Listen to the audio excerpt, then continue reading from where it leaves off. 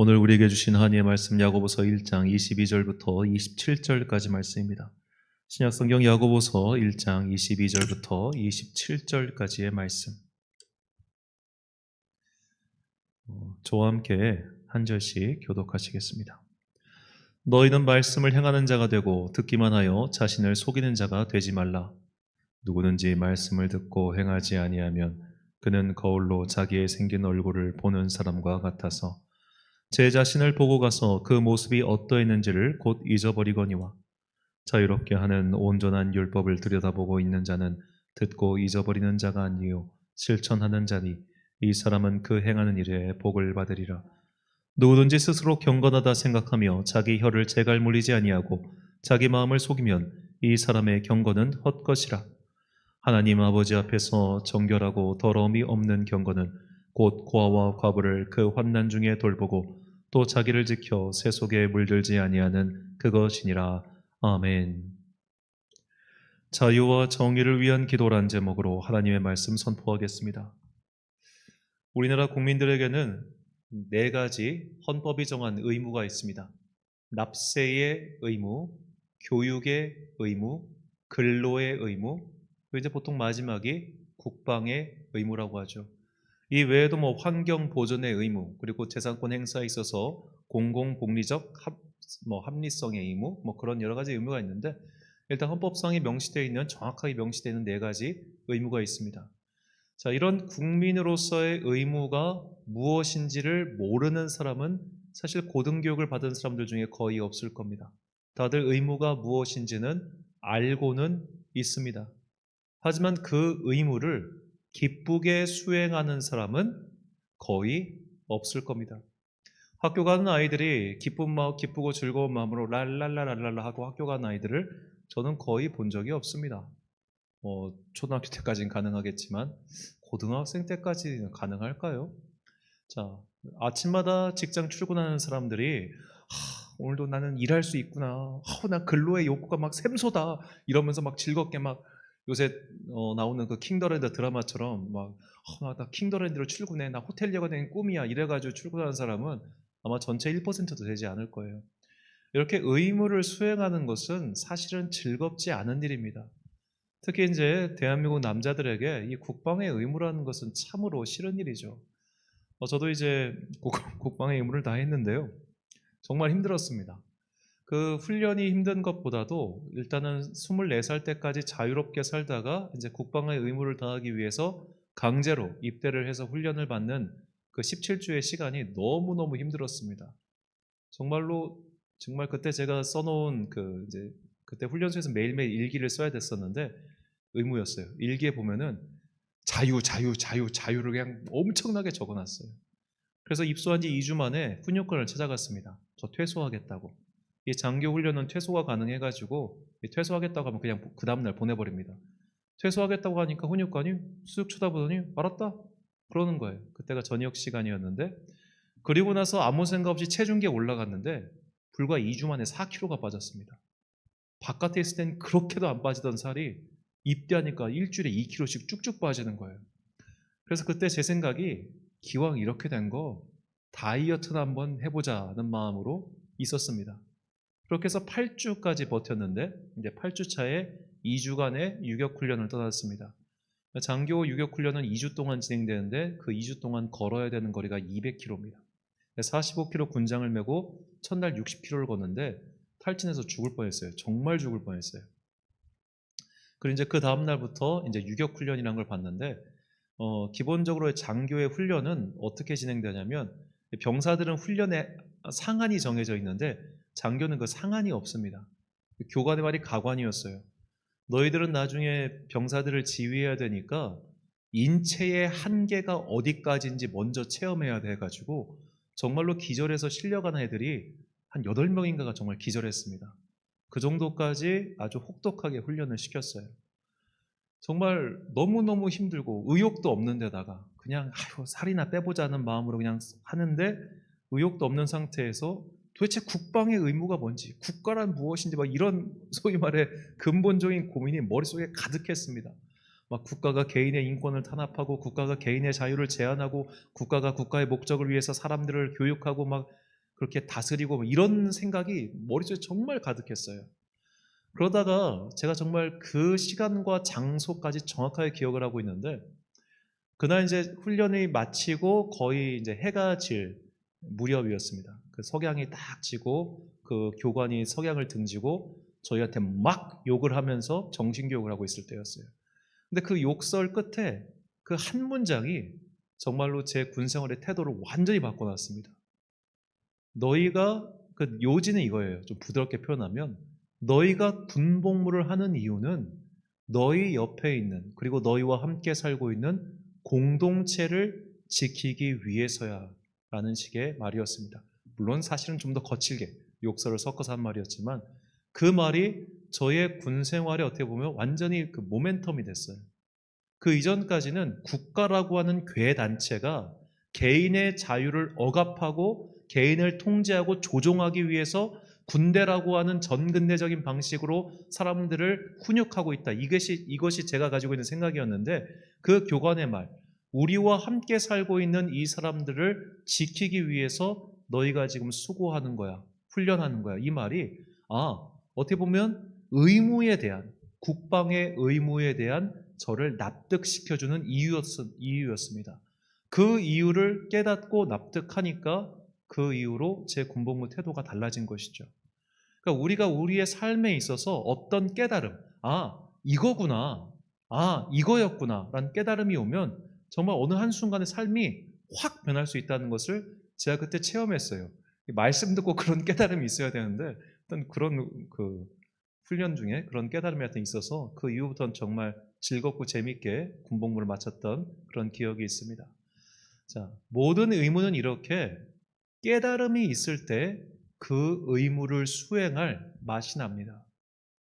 깨달음이 없는 채로 그 의무를 왜 수행하냐고 묻기 시작하면 우리는 그때부터 사실 그 의무를 수행하는 것이 하나도 재미가 없습니다. 성도의 의무 또한 마찬가지입니다. 성도의 의무, 이제 우리 교단 헌법이 정한 성도의 의무는 세 가지입니다. 예배의 의무가 있고요, 헌금의 의무가 있고요, 교회의 체리에 순종할 의무, 이 세 가지가 있습니다. 그런데 이 세 가지 의무가 있다는 건 그냥 명시되어 있는, 마치 헌법과 같은 그냥 명시된 의무예요. 납세의 의무가 있다고 해서 그것을 즐겁게 세금 내는 사람이 없는 것처럼, 성도들 가운데 이런 의무가 있다고 해서 그래, 내가 성도로서 이런 의무를 잘 해야지 하고 기쁘게 하는 사람들은 사실 드물다, 이 말이에요. 의무가 있으니까 그 당위성을 그대로 받아들인 채 그 의무를 기쁘게 수행하는 사람은 별로 없습니다. 어떤 종류이든 간에. 그렇기 때문에 우리가 이 의무를 왜 수행해야 되는가? 내가 이것을 왜 해야 되는가? 이것에 대한 깨달음이 있어야 된다는 거예요. 그것이 바로 은혜에 대한 깨달음입니다. 내가 그리스도 예수의 은혜로 구원받은 백성이기 때문에 하나님께 예배드리는 거예요. 내 삶의 모든 것들은 주님께서 주신 것이기 때문에 마땅히 주님께서 나에게 주신 것을 다시 주님께 드리는 거죠. 또한 내 삶이 이 돈이라고 하는 이 만몬에게 지배당하지 않기 위해서 나의 삶의 10분의 1을 떼어 주님께 드리는 거예요. 마찬가지로 우리가 교회의 치리에 순종한다고 하는 것 또한 하나님께서 정하신 주님의 몸된 교회의 공동체 일원으로서 그 지체 안에서 내가 순종하며 받은 역할을 감사하게 수행하는 것, 이런 식의 은혜에 대한 깨달음이 없이는 이런 의무를 즐겁게 수행하는 사람은 거의 없을 겁니다. 주일 예배 아침마다 정말로 우리가 어떤 마음으로 교회에 갑니까? 아침마다 교회 갈 때 실갱이 하는 경우 많지요. 저도 어렸을 때 그랬습니다. 제가 정말로 예배에 대한 태도가 바뀐 건 중1 때예요. 그 초등학교 6학년 때로 기억하고 있는데, 그 윤석전 목사님 휜돌산 기도원 가서 6일 동안, 초등학교 6학년을 6일 동안 그냥 가둬놓고, 그때 텐트에서 잤는데, 그때 아직 기도원 숙소가 완공되기 전이어서 1월 달로 제가 기억하고 있습니다. 하여튼 그때 되게 추웠는데 6일 동안 처박아 놓고 그냥 막 하니까 그때 윤석정 목사님 아주 카랑카랑할 때였어요. 그러고 나니까 내가 예배 태도가 바뀐 거예요. 예배는 이렇게 드리면 안 되는 거구나. 예배는 열심히 드려야 되는 거구나. 그런데 그런 마음을 갖고 제가 목사까지 됐지만, 때로는 그 주일 예배 다가오는 시간이 부담스럽고 힘든 것은 분명히 있습니다. 제가 아침마다 새벽마다 정말로 기쁜 마음으로 랄랄라 거리며 일어나겠습니까? 때로는 무겁게 일어나고 때로는 피곤하게 일어나겠죠. 이럴 때마다 우리가 다시 한번 되새겨야 되는 것이 십자가의 은혜, 구원의 은혜라는 것이죠. 이런 은혜를 잊어버리면 성도는 둘 중 하나가 돼버립니다. 바리새인처럼 의무는 수행하되 그 의무가 자신의 의로움이 되는 사람입니다. 또 다른 쪽은 그저 성도로서 막가파처럼 사는 사람입니다. 성도로서 막가파처럼 사는 사람이란 내가 그리스도 예수의 은혜로 구원받은 새 생명이래. 그래, 난 구원받았나 보다. 그럼 천국 가면 되겠네. 천국 가기 전에 마지막으로 회개하고 그 전까지는 실컷 내 맘대로 살아야지 라는 사람들이 실제로 있습니다. 옛날에 이제 그 개신교회가 발흥하기 전 중세 가톨릭에는 이런 사람들이 참 많았어요. 특히 고리대금업자 중에 이런 사람들이 많았습니다. 고리대금업자가 그때 당시 교회는 고리대금을 금지했는데 고리대금업자가 실컷 평생을 자기 맘대로 막 살다가 마지막에 죽기 직전에 종부성사라는 것을 받고 내 죄가 모두 사해졌다 한 다음에 죽기 전에 거대한 유산을 교회에 헌금하면 죄를 용서받는다고 해서 그렇게 헌금해서 생긴 교회들이 되게 많습니다. 오늘날 가톨릭 교회가 정말로 어마어마한 부동산을 전 세계에 가지고 있는 이유는 그 당시 이제 8세기, 9세기, 10세기 때 진짜 거부들이 죽기 전에 헌금을 많이 해서 그래요. 자, 그런 식으로 우리가 양갈래 나뉜단 말이에요. 극단적인 어떻게 보면 쾌락주의자 혹은 극단적인 금욕주의자 이런 식으로 말입니다. 은혜를 잊어버리면 우리는 이런 식으로 살아가게 돼요. 한쪽은 너무 자유롭게 살고 또 한쪽은 너무 의무에 빡빡하게 사는 사람들 말입니다. 그래서 이런 류의 사람들, 의무에 빡빡한 사람들의 특징이 뭐냐? 남을 정죄하는 겁니다. 그 사람들은 남의 꼴을 못 봅니다. 정말로 예배 시간에 참 신기해요. 그분들은 그런 류의 사람들은 꼭 보면은 중간에 앉아요. 제가 그냥 경험상 모든 사람들이 그렇다는 거 아닙니다. 그런 류의 사람들은 보통 중간에 앉아가지고 어떻게 이제 뒤에도 눈이 달렸나 봐요. 다 보고 있어. 그러면서 쟤 늦게 왔네, 쟤 떠들고 있네. 그거를 다 알고 있다가 목사한테 와서 이릅니다. 제가 그런 분을 두어 번 봤는데 소름 돋을 정도예요. 어떻게 그렇게 막 눈이 뻗쳐 있나. 자, 이렇게 은혜는 잊어버린 채 의무에 충실한 바리새인처럼 사는 사람은 남을 쉽게 정죄합니다. 반면에 너무 자유로운 영혼들은 진짜 자유롭기만 합니다. 그래서 그들은 자신의 자유로움을 정당화시키기 위해서 때로는 교회를 비판하는 것도 서슴지 않죠. 자, 이런 류의 사람들, 특히 막 은혜를 잊어버린 채 막 성도의 자유, 성도로서의 어떤 막 이런 것들을 하는 사람들의 특징 중 하나가 뭐냐면 그렇게 교회 비판을 많이 해요. 신기하죠? 그런 분들은 정말 교회 비판 많이 합니다. 본인이 다니는 교회를 비판하는 것보다도 한국 교회 전체를 그렇게 비판해요. 자, 왜 이런 사람들 제가 만나보면서 왜 저분들은 저런 말을 할까 곰곰이 생각해 보니까 그분들 마음속에는 내가 교회를 나가지 않고 교회 밖에서 그냥 자유롭게 사는 것에 대한 정당성을 얻고 싶어서인 것 같아요. 목사가 나쁜 놈이니까, 교회가 썩었으니까 나는 그래서 교회 안 나가. 하지만 나는 천국은 갈 거야. 난 구원받았으니까. 나는 구원받았지만 교회는 썩었어. 아예 교회 안 가. 어쩌면 이런 식으로 성도의 의무는 하기 싫고 그저 성도로서 자유롭고 싶기 때문에 그렇게 행동하는 사람들도 있더라는 겁니다.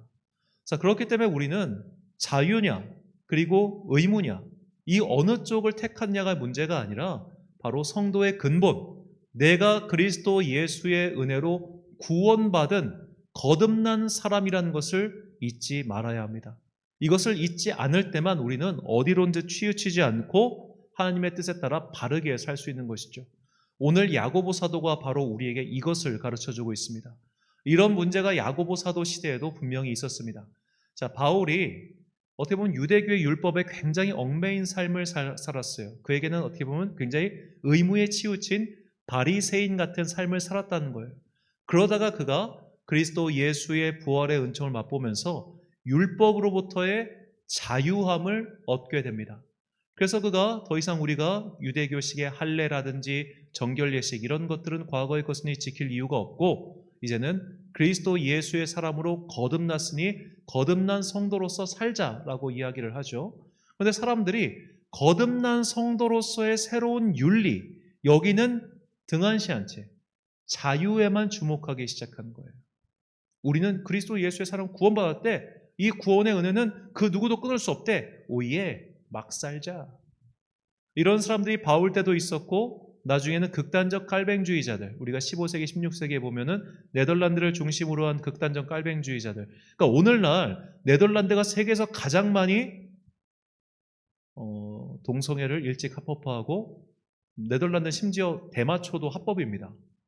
마리화나가 대마초죠? 그러니까 합법이래요. 그래서 외국인도 갈 수 있다고 합니다. 저는 갈 생각이 없습니다만. 자, 그런 식으로 네덜란드가 굉장히 자유를 중요시한 나라가 된 이유에는 제 생각에는 이런 극단적인 깔뱅주의가 한몫을 했다고 생각해요. 극단적인 깔뱅주의의 주장은 뭐냐면 결국 어떤 것도 그리스도 예수의 구원에서 우리를 끊어낼 수 없기 때문에, 그리고 구원은 예정되어 있기 때문에 우리의 삶은 구원에 어떤 영향도 미치지 못한다예요. 극단적으로 말해서 내가 아무리 개판 5분점처럼 살아도 나의 구원은 흔들리지 않아요. 반대로 내가 아무리 거룩하게 살아도 내가 구원이 예정되어 있지 않으면 구원은 나에게 오지 않아요. 이것이 극단적 깔뱅주의자들의 생각인데, 이런 극단적 깔뱅주의가 바로 네덜란드에서 탄생했다는 겁니다. 자, 이런 식의 이단이 사실 구원파 이단이죠. 내가 구원받았으니 나의 그 이후의 삶은 어떤 것도 우리를 끊어낼 수 없어 라고 말하는 것 말입니다. 자, 이런 식의 바울의 주장에 대해서 오늘 야고보 사도가 바울식의 주장이 아니라 바울의 주장을 어떻게 보면 곡해하고 자기 뜻 입맛대로 수정한 자들에 대해서 오늘 야고보 사도가 이렇게 말하는 거예요. 본문 25절 말씀입니다. 자유롭게 하는 온전한 율법을 들여다보고 있는 자는 듣고 잊어버린 자가 아니요 실천하는 자니 이 사람은 그 행하는 일에 복을 받으리라. 자, 자유롭게 하는 온전한 율법, 이 표현이 중요합니다. 자, 율법은 분명히 우리를 자유롭게 해요. 이것은 맞아요. 그런데 이것은 온전함, 즉 자유롭게 하는 온전한 율법이란 너희가 얻은 자유의 은혜를 가지고 성도의 의무를 다하라는 거예요. 이 두 개는 별개의 것이 아니라 자유와 의무는 은혜 안에서 하나라는 겁니다. 이것이 야고보 사도의 강조점이었어요. 이것을 오늘날 이제 일상에 좀 비유를 하자면, 음악에 비유하자면 마치 재즈나 힙합 연주와 비슷하다고 생각합니다. 우리가 재즈 연주를 들어보면 굉장히 막 자기 멋대로 막 뚱땅뚱땅 거리는 것 같죠. 자유롭게. 그런데 그 자유로운 연주 안에 사실 코드 진행이라고 하는 기본이 들어 있습니다. 힙합도 마찬가지입니다. 막 그 힙합 뮤지션들이 막 흉내도 못 내겠는데 그렇게 노래하는 거 보면 저게 무슨 음악인가 싶잖아요. 근데 그 힙합 뮤지션들이 피아노 연주하는 거나 일반 노래 부르는 거 들어보면 노래도 정말 잘하고 연주도 잘합니다. 음악적 기본기가 있으니까 그 다음에 자유를 할 수 있는 거예요.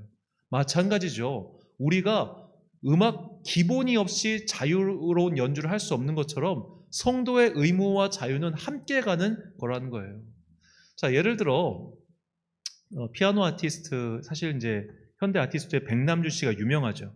이 사람이 어느 날 갑자기 피아노를 자기가 때려 부쉈습니다.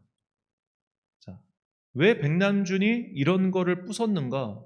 사실 백남준은 일제시대 사람인데 그의 집이 부자여가지고 그는 어릴 때부터 피아노 레슨을 받았고 일본 가서 작곡을 전문한 사람입니다. 성악, 작곡, 피아노 연주 다 잘하는 사람이 백남준이었어요. 그렇던 그가 독일에 유학 가가지고 존 케이지라고 하는 그 사람에게 굉장히 큰 감동을 받는데, 이 존 케이지가 누구였냐면 4분 33초라고 하는 연주를 했던 사람이에요. 4분 33초 동안 피아노에 앉아서 가만히 있었던 겁니다. 그래서 음악이 무엇인가? 그 관객들의 소음 소리가 음악이었다는 거예요. 그러니까 존 케이지는 음표에서 벗어난 음악을 추구하는 사람이었고 백남준이 여기에 영향을 받아가지고 피아노를 때려 부순 겁니다. 그런데 만약 오늘날 어떤 초등학생이 피아노를 한 번도 배우지 않은 초등학생이 갑자기 내가 백남준 흉내내겠다고 콩쿠르 나가가지고 그 피아노를 때려 부수면은 그걸 누가 인정하겠어요? 백남준이 이렇게 그 틀을 탈피한 극단적인 자유를 추구하는 것을 사람들이 납득한 이유가 뭐냐? 그가 이전에 그런 전통적인 클래식을 했던 사람이기 때문입니다. 성도의 의무와 자유 또한 똑같습니다. 어떤 의무도 하지 않은 채 자유만을 추구한다? 그걸 누가 인정하겠습니까?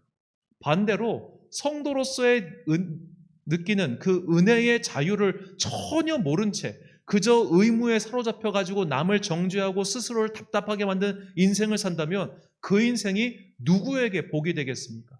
그러므로 성도는 항상 가장 기본, 즉 그리스도 예수의 은혜로 구원받았다는 그 기본을 잊지 않아야 됩니다.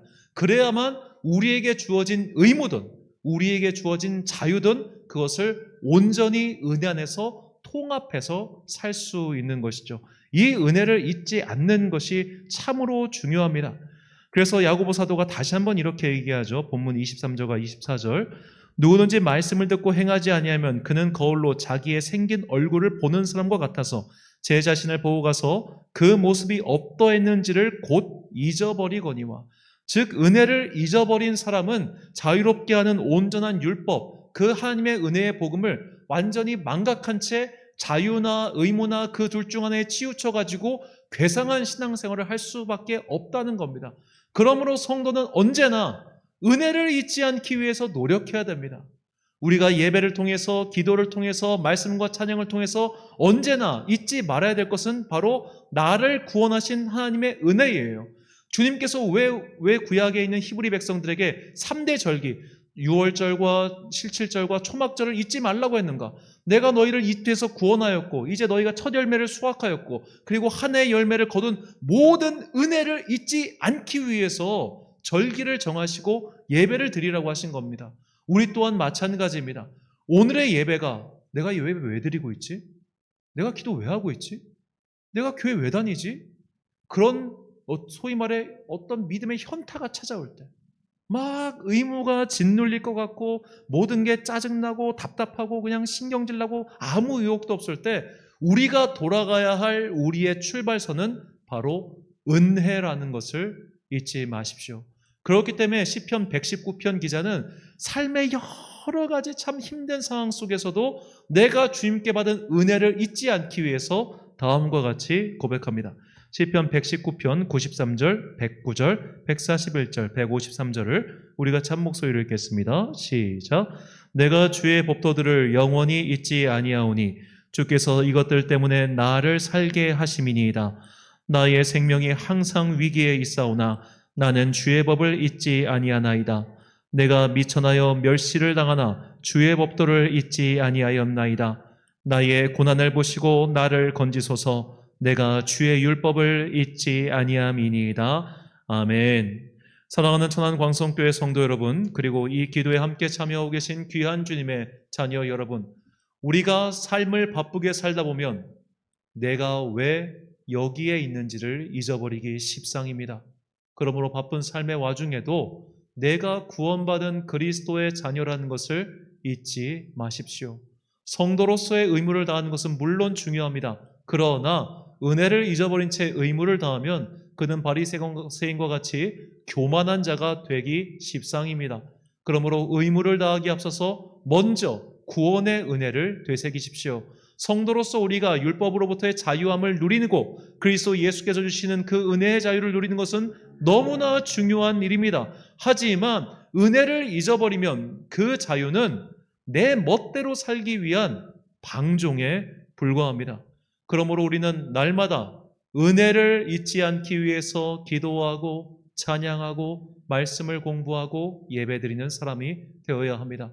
우리가 이렇게 은혜를 잊지 않고 살아갈 때 언젠가 우리의 삶 속에 주님께서 다시 한번 튼튼한 구원의 밧줄을 내려주사 우리의 삶을 평안의 길로 인도해 주실 것을 믿습니다. 우리 믿음의 고백을 담아 주 안에 온전케 되리 이 찬양 부르신 후에 함께 기도하겠습니다.